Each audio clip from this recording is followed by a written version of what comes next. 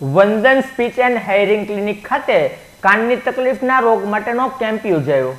વંદન speech and hearing ક્લિનિકના doctor Rajveer Gadhvi દ્વારા કાનની તકલીફમાં જેવી કે શું તમે વાત સાંભળી શકો છો પણ સમજી શકતા નથી, તેમજ શું તમે ટીવીનો અવાજ બીજા માણસ કરતાં વધારે રાખીને સાંભળો છો, શું તમને મોબાઈલ ઉપર વાત કરવામાં તકલીફ થાય છે જેવી કાનની તકલીફ માટે એક કેમ્પનું આયોજન કરવામાં આવ્યું હતું। આ કેમ્પમાં 50 દર્દીઓએ ભાગ લીધો હતો, જેમનું ડોક્ટર રાજવીર ગઢવી દ્વારા નિદાન કરવામાં આવ્યું હતું।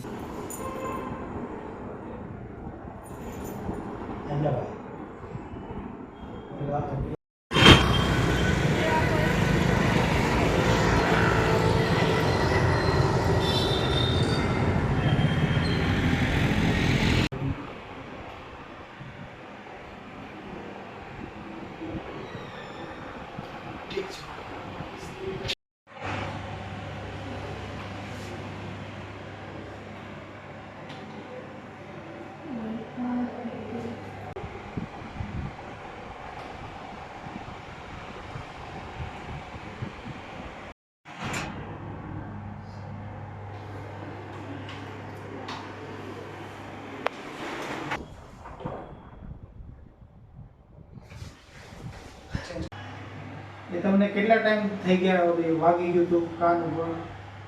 કેટલો ટાઈમ થયો? કાનનું 2013માં ઘણા બધા। પછી કાનનું મશીન કોઈ દિવસ પહેર્યું છે? એટલે એ પછી તો મેં કાનનું કાંઈ કરાયું જ નથી કાંઈ? કોઈ દિવસ નહીં? નહીં। જો એક કાનના મશીન છે ને બે પ્રકારના આવે, કાનની બહારનું આવે ને અંદરનું આવે। એક તમારો રિપોર્ટ ચેક કરી લે કેટલી બેરા છે, એ પ્રમાણે હું તમને કહું છું કે કયું મશીન આવશે, બરાબર? અત્યારે હું બોલું છું કે બે કાનમાં સરખું લાગે કે વધારે લાગે? વધારે એટલે આવે છે। વધારે અવાજ આવે છે? કયા કાનમાં? આ કાનમાં કે આ કાનમાં? આ કાનનું હવે બરોબર લાગે છે? મારું નામ છે ડૉક્ટર રાજવીર ગઢવી। હું અત્યારે વંદન ક્લિનિકમાં બેઠો છું। જેમ કે એક તો સેન્ટર હતું જ, પણ આ એક બીજું સેન્ટર નવું એક ખોલવામાં આવ્યું હતું। 1 મહિનો થયો છે આ સેન્ટરમાં। આ સેન્ટરનું નામ છે Vandan speech and hearing clinic cochlear implant rehab centre, જે અત્યારે કાળા નાળા આરોગ્ય પેથોલોજીની સામે શુભમ કોમ્પ્લેક્સ 3જા માળે અત્યારે આવેલું છે। અને આજે ખાસ કરીને તો ભાવનગરના રહીશો માટે કેમ્પનું આયોજન કરવામાં આવ્યું હતું, જેમાં ઘણા બધા લોકોને કંઈક ને કંઈક કમ્પ્લેન, કાનમાં સાંભળવાની તકલીફ વગેરે જેવી તકલીફો હોય છે। તો સગવડ હોય ન હોય તો ઘણીવાર આવા કેમ્પમાં જે લોકોને તકલીફ હોય એ લોકો આવતા હોય છે। તો ખાસ 50 લોકો માટે વહેલા તે પહેલાંના ધોરણે આ કેમ્પનું આયોજન કરવામાં આવ્યું હતું।